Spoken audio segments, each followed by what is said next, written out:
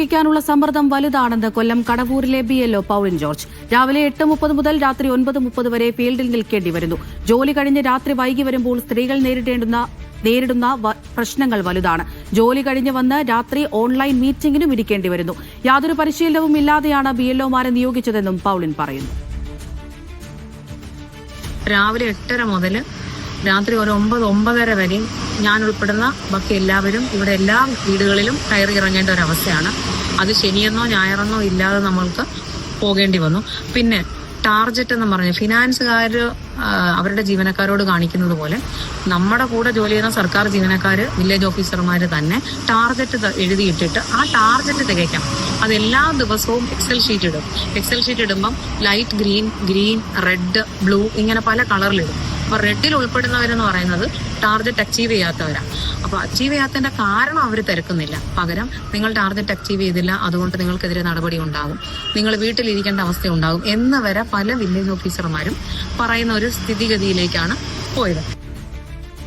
Lijo Rollins കൊല്ലത്ത് നിന്ന് വിവരങ്ങൾ നൽകാനായി ചേരുന്നുണ്ട്. ലിജോ, കണ്ണൂരിലെ അനീഷ് ജോർജിന്റെ മരണത്തിന് പിന്നാലെ നിരവധി BLOമാരാണ് ഇത്തരത്തിലുള്ള പ്രശ്നങ്ങൾ പറഞ്ഞ് രംഗത്ത് വരുന്നത്. ഇതിപ്പോൾ കൊല്ലത്ത് നിന്നുള്ള പൗളിൻ ജോർജിന്റെ പ്രതികരണമാണ് നമ്മൾ കേട്ടത്. വലിയ പ്രശ്നങ്ങൾ നേരിടുന്നുണ്ട് എന്ന് അവർ പറയുന്നുണ്ട്.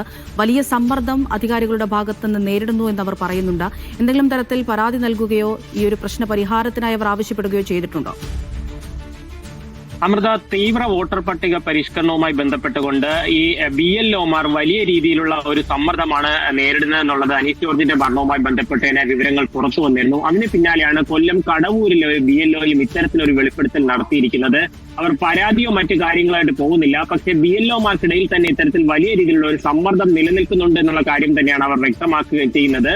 അതിൽ ഒരു പ്രധാനപ്പെട്ട കാര്യം, കൃത്യമായ ഒരു പരിശീലനമൊന്നും നൽകാതെയാണ് ഇവരെ ഇത്തരത്തിൽ ഈ കാര്യത്തിന് വേണ്ടി നിയോഗിച്ചിരിക്കുന്നത്. മാത്രമല്ല പല വീടുകളിലുമൊക്കെ പോകുമ്പോൾ പോലും അത് കൃത്യമായിട്ട് അവർക്ക് പൂർത്തീകരിക്കാൻ കഴിയുന്നില്ല. രാവിലെ 8:30 ഇറങ്ങിക്കഴിഞ്ഞാൽ രാത്രി 9:10 മണിയാകും തിരികെ വീട്ടിലെത്താൻ. അതിനുശേഷം ഈ ഓൺലൈൻ മീറ്റിംഗ് എന്നൊക്കെ പറഞ്ഞ് ഇവരെ ഇരുത്തുകയും അത് വീണ്ടും നീണ്ടുപോവുകയും വീണ്ടും പുലർച്ചെ അത് ആരംഭിക്കുകയും ചെയ്യും. കാര്യം ഈ പല രേഖകളും കൃത്യമായി അടുക്കി വയ്ക്കേണ്ട ആവശ്യമുണ്ട്. അതൊക്കെ കഴിയുമ്പോൾ തന്നെ നല്ല സമയം വൈകും ഉറങ്ങാനായിട്ട്. പലപ്പോഴും ഉറങ്ങാൻ കഴിയുന്നില്ല എന്നുള്ള ഒരു കാര്യവും തന്നെ ഇവർ പറയുകയും ചെയ്യുന്നുണ്ട്.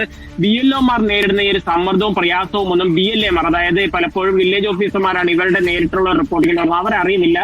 30 ദിവസം കൊണ്ട് പൂർത്തിയാക്കണമെന്ന് പറഞ്ഞ ദൗത്യമാണ് 12ാം ദിവസം മുതൽ തന്നെ ആ ടാർഗറ്റ് അച്ചീവ് ചെയ്തിട്ടില്ല, അല്ലെങ്കിൽ പൂർണ്ണമായും ഇത് കൊടുത്തു കഴിഞ്ഞിട്ടില്ല എന്നുള്ള രീതിയിൽ അവർക്ക് വലിയ രീതിയിലുള്ള ഒരു സമ്മർദ്ദം നൽകുകയും ചെയ്തിട്ടുണ്ടായിരിക്കുന്നത്.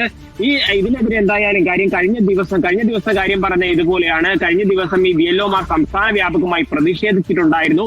ഈ പ്രതിഷേധത്തിൽ പങ്കെടുത്തവരുടെ പട്ടിക ആവശ്യപ്പെട്ടിട്ടുണ്ടായിരുന്നു. മാത്രമല്ല അതിനുശേഷം രാത്രി 10 മണിക്ക് ശേഷം വീണ്ടും ഒരു ഓൺലൈൻ മീറ്റിംഗ് കൂട്ടുകയും പലർക്കും കയറാൻ കഴിഞ്ഞില്ല. അതിൽ പല ആളുകളെയും ഇത്തരത്തിൽ ശകാരിക്കുകയൊക്കെ ചെയ്തതായി പറയുന്നു. എത്രയും വേഗം ഇത് പൂർത്തിയാക്കുക എന്നുള്ള ഒരു കർശന നിർദ്ദേശം നൽകിയിട്ടുണ്ട്. എന്തായാലും ഇത് ഈ SIRമായി ബന്ധപ്പെട്ട് നടക്കുന്ന ഇപ്പോഴത്തെ വിവരശേഖരം BLOമാരെ വലിയ രീതിയിൽ സമ്മർദ്ദത്തിലാക്കുന്നു എന്നുള്ളതിന്റെ പുതിയൊരു വെളിപ്പെടുത്തലാണ് കൊല്ലം കടവൂരിൽ നിന്നുള്ള പൗളിൻ ജോർജും ഇപ്പോൾ നടത്തിയിരിക്കുന്നത്. അമൃത, ഇതിപ്പോൾ ലിജോ ഇവർ തന്നെ പറഞ്ഞതുപോലെ വലിയ തരത്തിലുള്ള പ്രതിസന്ധി, അതിപ്പോൾ നമ്മൾ മറ്റുള്ള BLOമാരൊക്കെ തന്നെ പറയുന്നതാണ്. ഒരുപാട് സമയം ഇതിനുവേണ്ടി ചെലവഴിക്കേണ്ടി വരുന്നു, രാവിലെ വീട്ടിൽ നിന്ന് ഇറങ്ങേണ്ടി വരുന്നു, അതുപോലെ തന്നെ ജോലി കഴിഞ്ഞ് വന്ന് രാത്രിയൊക്കെ ഇതിനു വേണ്ടിയിട്ട് പോകേണ്ടി വരുന്നു, ആളുകളിലേക്ക് എത്തേണ്ടി വരുന്നു. കാരണം സമയം വളരെ കുറവാണ്, കൃത്യമായ പരിശീലനങ്ങളൊന്നും തന്നെ ഇവർക്ക് ലഭിച്ചിട്ടില്ല. സ്ത്രീകൾ കൂടിയാകുമ്പോൾ അവർ സുരക്ഷാ പ്രശ്നം കൂടി നേരിടുന്നില്ലേ? തീർച്ചയായിട്ടും. കാരണം പല വീടുകളിൽ നമുക്കറിയാം, പുറത്തുനിന്ന് ഇത്തരത്തിൽ രേഖകളുമൊക്കെ ആയിട്ട് ഒരു ആൾ പെട്ടെന്ന് വീട്ടിലേക്ക് കയറി വന്നാലും അവരെ എത്രത്തോളം നമ്മുടെ വീട്ടിനുള്ളിലേക്ക് പ്രവേശിപ്പിക്കുന്നുള്ള ഒരു ചോദ്യം, സുരക്ഷാ പ്രശ്നമൊക്കെ പലരും പറയുന്നത്. അപ്പോൾ പ്രാഥമിക ആവശ്യങ്ങൾ പോലും കൃത്യമായിട്ട് അവർക്ക് നിറവേറ്റാൻ കഴിയാതെ വരുന്നുള്ള കാര്യം അവർ വ്യക്തിപരമായി പറയുന്നുണ്ട്. അപ്പോൾ അത്തരത്തിലൊരു സമ്മർദ്ദം ഒരു വഴിക്ക് നേരിടുന്നു, ശാരീരികമായ ബുദ്ധിമുട്ടുകൾ നേരിടുന്നുണ്ട്. മറ്റൊരു കാര്യം, കുടുംബത്തിന്റെ കാര്യങ്ങൾ നോക്കേണ്ടി വരുന്നു, അവിടെ ഒരു മാനസികപരമായ ബുദ്ധിമുട്ടുകൾ, മറ്റൊന്ന് ജോലിയുടെ സമ്മർദ്ദം.